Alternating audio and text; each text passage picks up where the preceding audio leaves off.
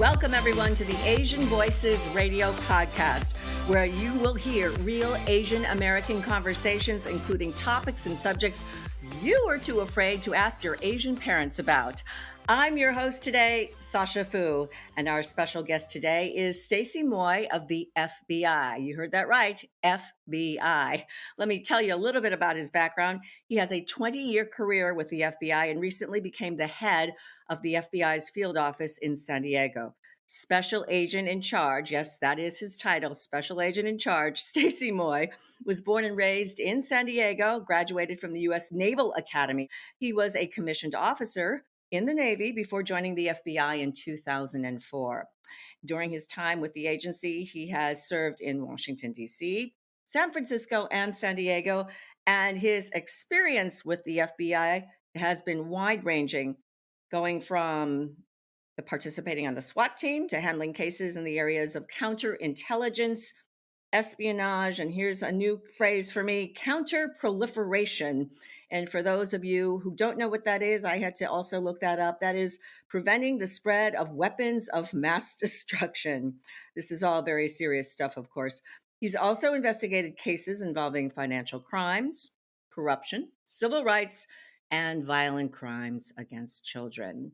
Welcome, Special Agent in Charge. I think I got that right. Special Agent in Charge, Stacey Moy. How are you today, Stacey? I'm great. I'm great, Sasha. Thank you very much for everything. And I know that's a very, very serious biography on me, so I will keep it very up in the air as far as my background here, and let everyone know that I actually speak no Asian languages, even though I hail from ethnicity wise and background from Cantonese China. The probably the best thing I could order is dim sum for you here for folks on the radio. So what's your favorite dim sum? Well, I think it's anything that my wife, which I've introduced her to, she was actually Caucasian white and really didn't experience dim sum at all. But I have totally turned her on to the beef spare ribs with black bean sauce, otherwise known as pai guat. All right. And what about the chicken feet? So the chicken feet. I was a fan, I have to do you something do chicken feet? adventurous in the day, but going with my dad into that. But really, it's my my brother-in-law and my dad who actually enjoy that. Okay. Well, okay. That's good. I like that. So I was just telling our executive producer and the CEO of Asian Voices that I think this is a first. I don't think we've ever had a guest on the Asian Voices podcast who has been from the law enforcement field. Now, I know that law enforcement is often a career that tends to run in families. My grandfather was a police officer, then the father, and then son or daughter. Let's talk about your family and your Asian roots. Like all Asian kids, I'm speaking from experience, of course. There are tremendous expectations put on you when you're growing up. You got to become a nuclear physicist or at least an Olympic gold medal skater or something like that. What were your parents' expectations for you? Well, certainly, Sasha, I had the same pressures. I didn't know it really stemmed from culturally being Asian. I just knew it as my parents wanted me to do well, and certainly there was probably zero failure in the math arena, given my father had a master's in math and actually had a PhD or close to a PhD in psychology. So anytime I had struggles with math homework, he would really, really come on me. But then psychologically, he would also tell me, I know exactly what you're doing here, or I know exactly where you're trying to get out of this homework assignment. So, was there pressure from an early age in terms of entering certain fields? Certain fields were more desirable than others. If your father was, excelled at math, maybe he wanted you to become an engineer or something like that. Well, he actually worked for the Navy as a computer scientist, so he was very much in the forefront back in the day in San Diego County in the development of home computers and PCs and really get into that. So once he saw I had an aptitude for technology of some sort, he really kind of fostered that and was encouraged if I sought an engineering degree. Little did he know that the engineering degree would end up at the Naval Academy, but certainly he was interested in me pursuing some kind of a master's degree. So it sounds like your parents applauded your choices every step of the way. They did. They did. The added benefit, of course, is certainly the service academies are not free per se. Certainly, we pay for it, and as taxpayers, and we return in service in kind. But there was an added benefit for parents on not having to pay a large college tuition too. So that's something out there for folks that are actually interested in going to service academies. Oh yeah, that's an excellent point. That's a huge benefit. So I think you probably get this question often. How do you become an FBI agent? What goes into the training? What did you have to do? Well, I could tell you, Sasha, from my background, at the time when I was applying, I came from one of several different programs, or at least entry gates, if you will. One of which was coming from a law enforcement or diversified or military background, and which I had military service. And the FBI Mhm. really, at the special agent role, is seeking folks that are coming from across different industries, whether it be from a law degree, coming from a lawyer and practicing law, either civilly or criminally. And certainly from in their advanced sciences or math degrees, and then from the traditional CPA public accounting degree, and then from a law enforcement degree coming in. But certainly, I came from the military side, and that was my preparatory area. And the reasons why the FBI draws upon this is it's generally seen as a second career, professional career that really draws upon all those different industries to connect with the community. Okay. Good information there. When you joined the FBI in 2004, how many Asian American or Pacific Islanders were in that initial, I guess, class of recruits or trainees? Sure. I want to say offhand we had about three or four offhand in my class that were of Asia Pacific Island descent, and that was about a class size of about 40 or so, which is approximately around the same time frame for population of the Asian ethnicity coming into the bureau. I know this question is going to sound a little bit frivolous, but bear with me. You know, our perception or our thinking about what the FBI is like is often colored by what we see in TV and movies, right? Yes.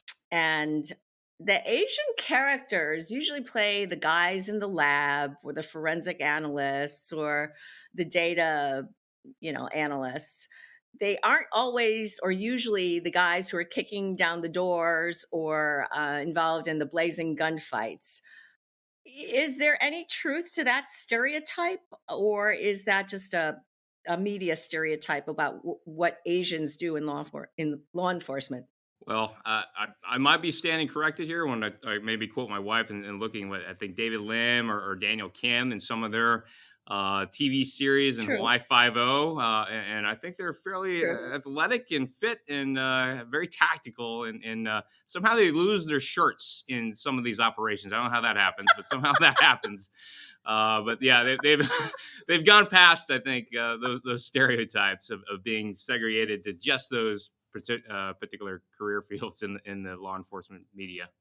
Well, because the stereotype is Asians are the brainiacs, right? So they're the analysts or the data crunchers or the numbers crunchers. But okay, fair enough. Yes, you did cite some, heartthrobs like Daniel Day Kim, and maybe with the chest and the pectoral pecs on full display. Yeah, sure, of course. But I was just wondering, what is the reality? Is there maybe a little bit of conscious or unconscious bias in terms of Asian people in law enforcement? Oh, they're the brainiacs or they're the analysts. Well, certainly that might be in my own unconscious bias, Sasha, because I may have tended to think that's what everyone thought I should be or do, and maybe I overcompensated by pushing that envelope and going into the tactical world in naval special warfare and special operations in the military, and then from that going into law enforcement, into being a special agent, and then seeking a collateral duty, which is as a SWAT or special weapons and tactics operator within the FBI, of which There are SWAT teams throughout each of our 56 field offices throughout the country that do high risk arrest warrants, force protection for some of our U.S. dignitaries that travel around, both in the international area and then both domestically. And then we do a lot of sensitive work in the tactical area. So yes, I think I kind of maybe Okay. over index on the other end. Let's turn our conversation now to hate crimes and what many consider the extremely alarming rise in hate crimes against Asians in this country. According to data collected by the FBI, in fact, in 2020, anti-Asian hate crimes increased by more than 73%. And when you look at the other statistics, that is a disproportionate spike because that year hate crimes in general only went up by 13%. So you have crimes against Asians 73%, hate crimes in general 13%. Uh, your thoughts on that and what initiatives are being taken by the FBI right now, to try to either stem or prevent more of these attacks against Asians? Thank you very much for that, Sasha. Yes, we FBI is absolutely concerned. My thoughts are with everyone in the community that number in itself is extremely alarming. We're sensitive to that, meaning that we want to hear from the community if they are feeling as if they are unsafe in their community, why they're unsafe, and if they have been either a witness, a party, or victim of a hate crime, to report that to law enforcement and certainly to the FBI through our call center or at least our local field office. Some of my thoughts in general about what may have stemmed or caused that, it's certainly me just Yeah. opining. Certainly there's a lot of narrative of potential xenophobia created around COVID during the pandemic. There's the lockdown itself Mhm. of the pandemic causing quite a bit of extraordinary stressors in the world as is, and folks looking and seeking an outlet and cannot say whether that may be targeted towards API community in itself or just in general. But certainly, it's something there to be mindful of. And where folks are concerned, they should report that to the FBI or to law enforcement so we can address that. The idea of reporting these crimes is somewhat problematic in communities where either there's language barriers, cultural barriers in terms of trusting law enforcement or anyone with a badge, or even in some groups, a question about if I come forward, my auntie doesn't have papers to be in the country legally, could that jeopardize my immigration or the immigration status of family members? Yes, Sasha. We at the FBI obviously are tasked completely with the civil rights and protection of everyone in the United States under the Constitution, regardless of ethnicity or national origin or status. Right? We consider everyone U.S. persons at that point for civil rights violations and hate crimes. Now, when there's an absence of reporting or reluctance to reporting based upon some of those various things that you talked about, Sasha, I would say yes, we Mhm. are sensitive to that. We understand that in these communities, some of them emigrated from totalitarian police states where they cannot be trusted. They are in collusion with governments to coerce and possibly oppress, distance and freedoms that which we enjoy and protect in the United States from the FBI. So we want to ensure that we are reaching those audience correctly and helping educate and building that trust and partnership. Part of what we do is identify those community leaders in API and those networks and associations which can help broker those conversations.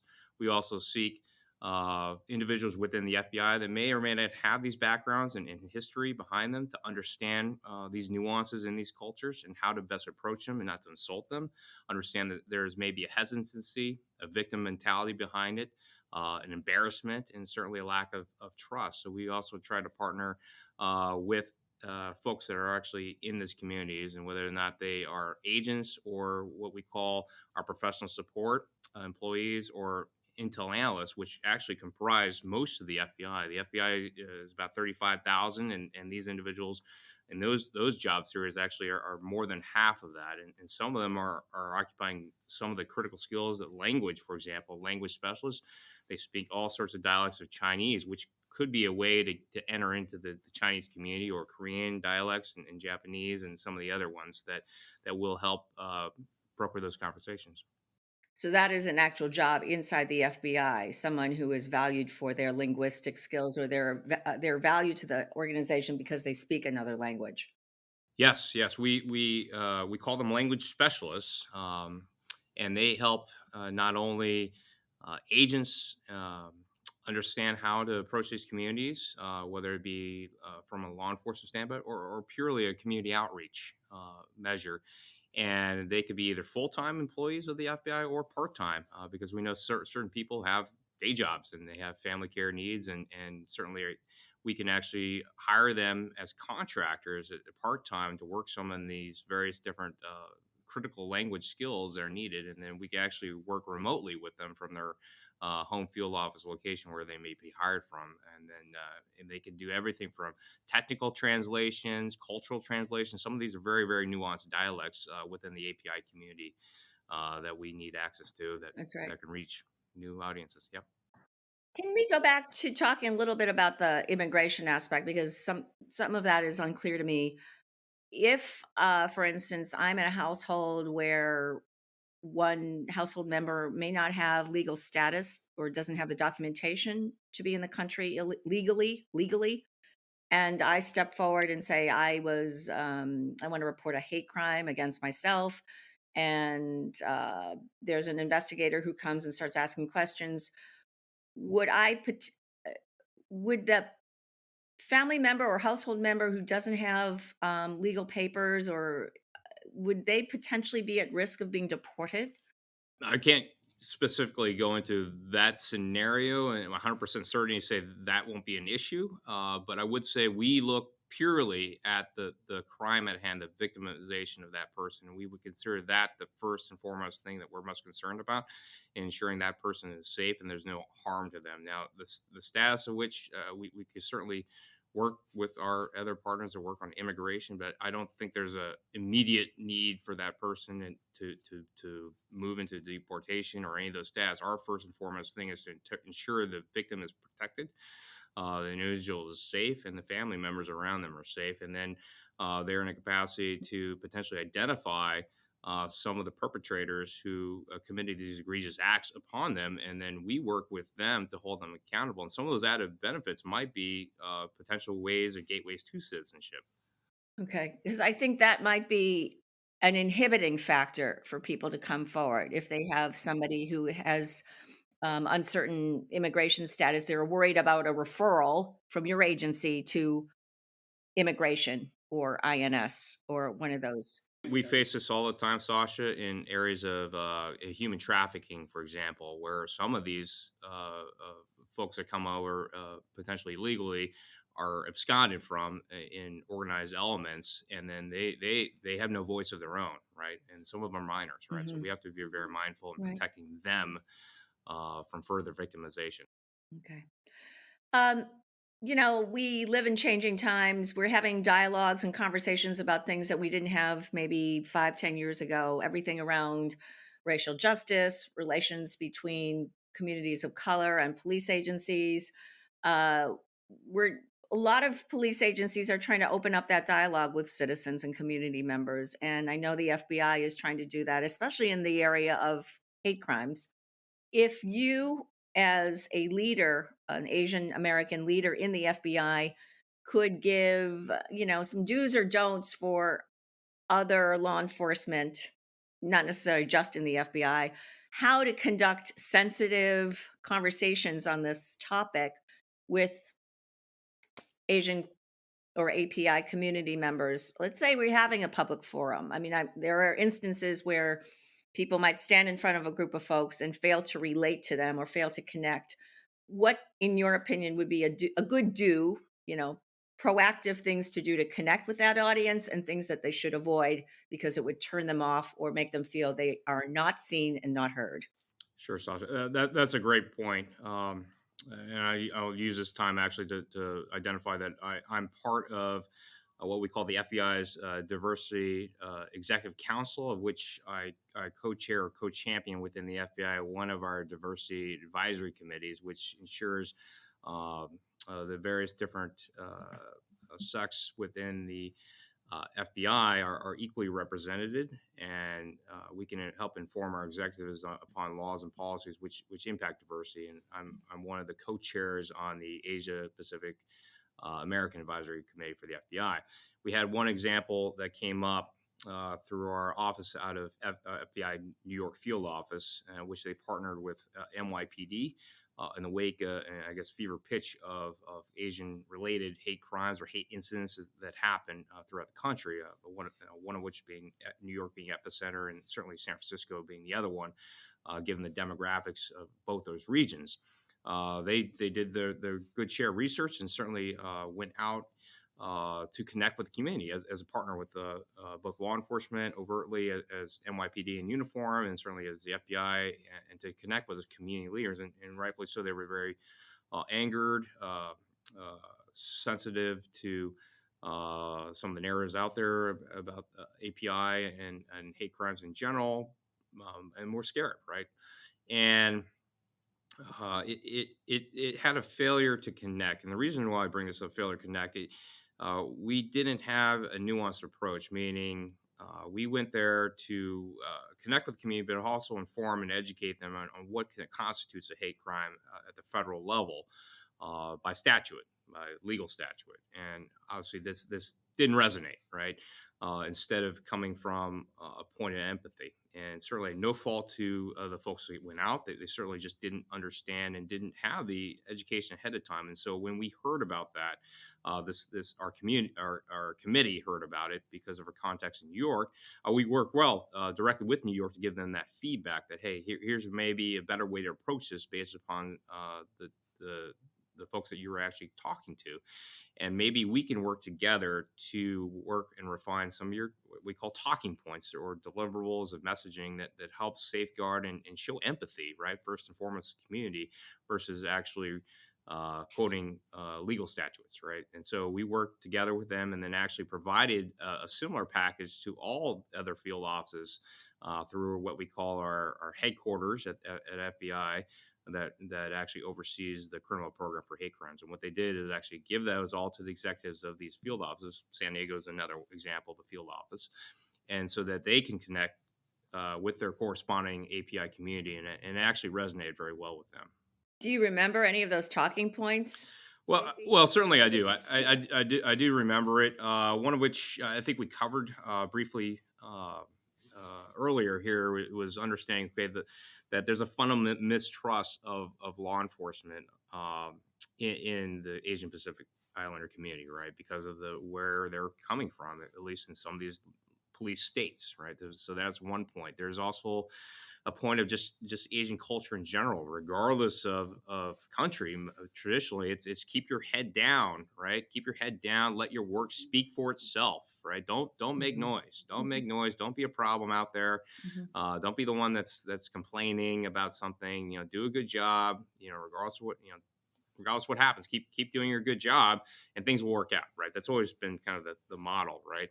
Of the model minority, right, being the stereotype of Asians, right? That's the way we should operate, right? And then there's certainly Yeah. the point of Asians in general. Being quiet-minded about things, and not having to spout what their emotions are, right? Not being very emotional, right? And, being very composed. And so when it doesn't quite hit that mark, and you're wondering why we're not having the parallel mirroring of body language, that's why, right? Something that might be very gregarious amongst some of the other cultures that might be going out and talking to them. They're wondering why it falls flat-footed in some of their delivery. So you said that these talking points and these advisory recommendations were well received. Do you think that has been the springboard for any change? Have you received any feedback saying, "Oh yes, we put this into action and we saw different consequences from this"? Well, I don't say necessarily different consequences. I see maybe different results because from those initial conversations, which probably weren't being had or being received at the same level, it would broker a second or third dialogue, right? Which would then open up the doors to, okay, this is actually the FBI is trying to reach the masses, if you will, specifically the API community. Are we delivering our message in the right medium? Where should we be talking to? Is it Hmm. these national media outlets? Is it a national media magazine, or should it be in an Asia Voices podcast, or should it be in an Asian radio setting? Should it be an Asian cable Hmm. TV? Right, that hits those correct audiences, because those might be the areas where some of these offenses might be happening to people, and then they will know now then to be able to report it. Not only that it'll be protected, they'll be protected, but they'll actually be heard and listened to. Okay. That's what I meant by consequences. I meant as framed by or in the context of bringing forth more people willing to report or more people willing to talk about their experiences with law enforcement, because obviously you can't act to prevent this type of thing unless you have more information. Um, the There are some advocacy groups who say that the reported statistics from the FBI and other groups actually may be just the tip of the iceberg, and that hate crimes against Asians may actually be underrepresented or underreported because of some of the things we've already talked about. But law enforcement can actually help that by some of the problem is not just that the community members are reluctant, but there might be a data reporting gap. This has been suggested by some of the advocacy groups, and I want to get your opinion on this. Do you think that there there's been an observation that some local law enforcement agencies are not as diligent about reporting hate crime statistics? Well, yeah, certainly. We try to reach. I don't know if there's a mandatory aspect of it, but we certainly are trying to reach everyone. We have a unified crime report that the FBI puts together every year, and this is probably where those statistics start coming from, and where we start seeing some of these trends.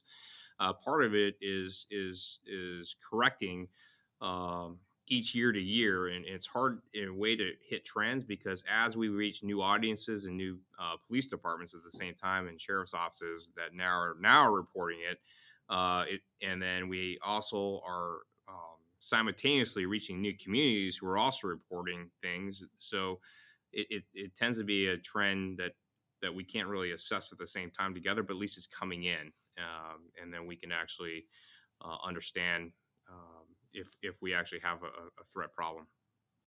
I guess I was wondering if you think the data might be strengthened or bolstered if there was a mandatory legal requirement for all local police departments or a mandatory requirement that law enforcement agencies report hate crimes, because not all of them do, and that is what the advocacy groups are saying. Not all of them do. Some of the bigger cities do, but some of the smaller ones or some of the agencies that don't feel it's a priority Right. don't do it. I think you're correct. It is voluntary. We are trying to make it, highly recommended is probably the best way to say it, and push into it. And certainly the best way you can do it is report it directly to us, right? Because we automatically report it, right? And there's a record of it. So there's always a benefit of going directly to the FBI there. But right now the paradigm is that we're expecting these agencies to do this voluntarily. Do you think we should go a step further and mandate that?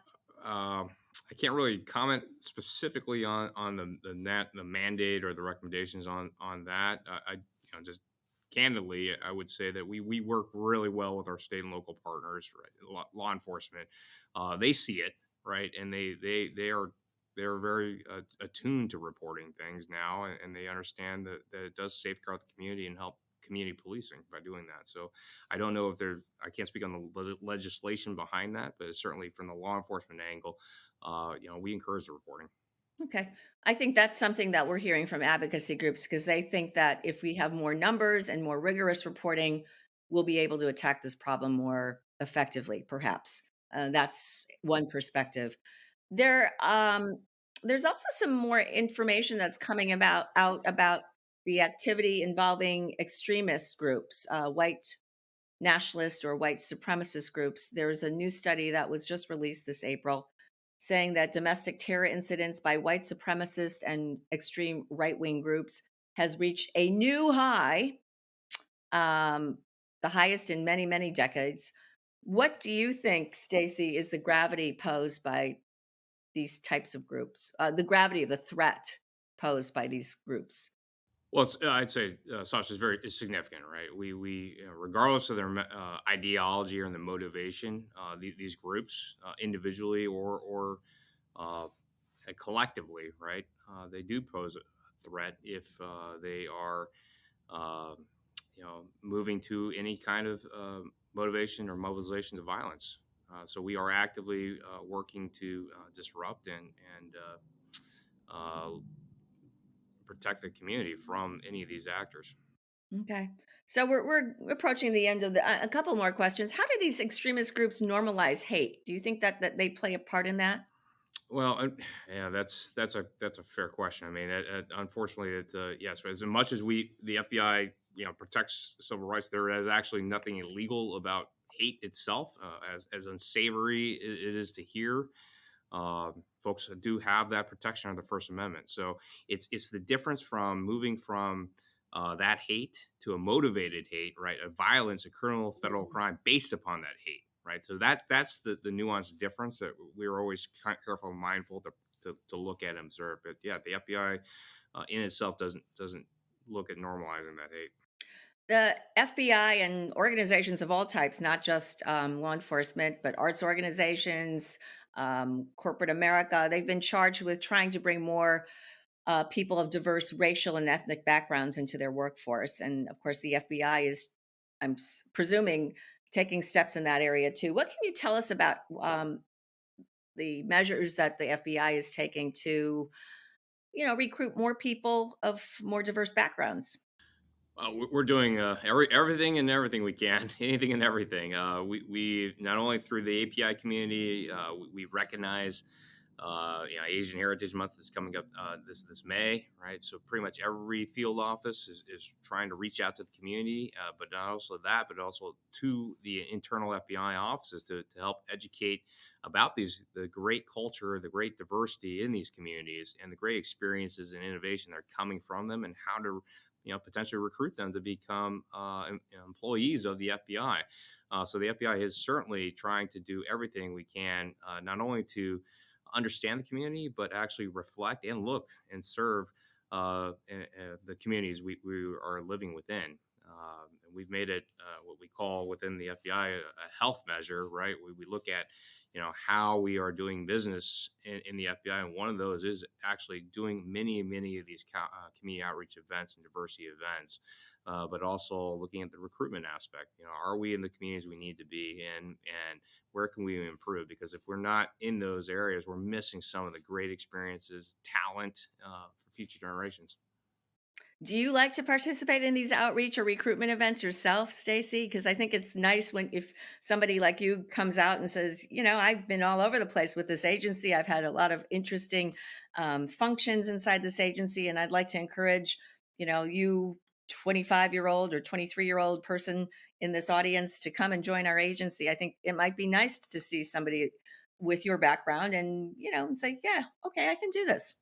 Yeah, I think Sasha, I absolutely enjoy it. It's one of the best things in this job is to reach the new audiences at every level, whether it be through our Citizens Academy program, where we bring in some of our local community leaders, private sector leaders, and faith-based leaders. But we also reach out at the high school level and teen level to bring them in the junior special agent program, as well as college level for our honors interns, not only in the field office but at headquarters. They could be interested in a myriad of different job roles within the FBI, not only the law enforcement special agent role, but certainly in our language specialist roles, intelligence analyst roles.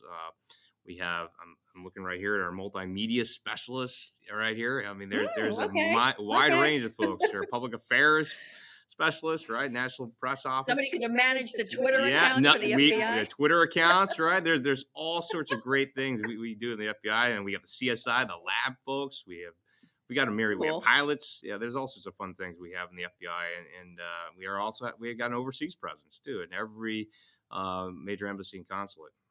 So from your personal experience, Stacey, if you're talking to somebody who's eyeing a career in the FBI, and I know you've already covered there's a diverse number of roles you can play at the FBI, but from your personal experience, what are the traits or characteristics you should have if you are going to succeed? So the fundamental trait is a willingness to serve above self. I think that's it. You know, the patriotism, the ability to serve. You can't put a price tag on that. You know, don't know. Yeah, you certainly the salaries are good and there's certainly food on the table, right? But the FBI will get you there. But certainly the pleasure and honor of serving the American people and protecting the Constitution, upholding the Constitution, protecting the American people. That really is the fundamental grounds by which everyone in the FBI is galvanized behind. And there's one common trait I hear everyone coming in the door and everyone leaving, because I do exit interviews for every employee or retiree. Is I also talk to them after they leave. Is they miss it? They miss that mission, the mission of the FBI to do that. So, really a dedication to public service, which some people have said, well, sometimes it's hard to find that because people are very skeptical about the role of government. So it's really wonderful when you can find people who say, yes, I want to serve. I want to serve. Yes, it is.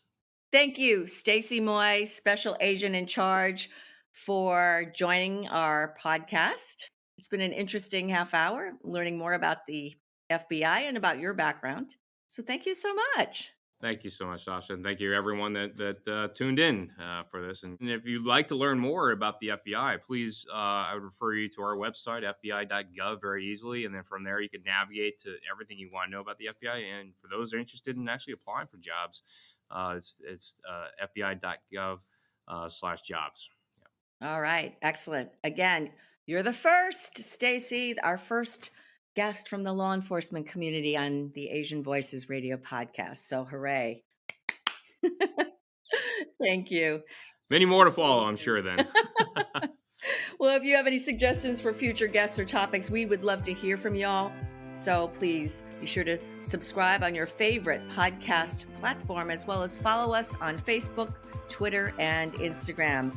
Asian Voices Radio is produced by Asian Culture and Media Alliance, a nonprofit that empowers our API community with a voice through media arts.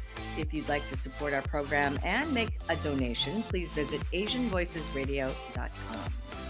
Thanks so much for listening. I'm your host, Sasha Fu. Please join us next week for another exciting and thought-provoking Asian Voices Radio show. Until then, take care, everyone.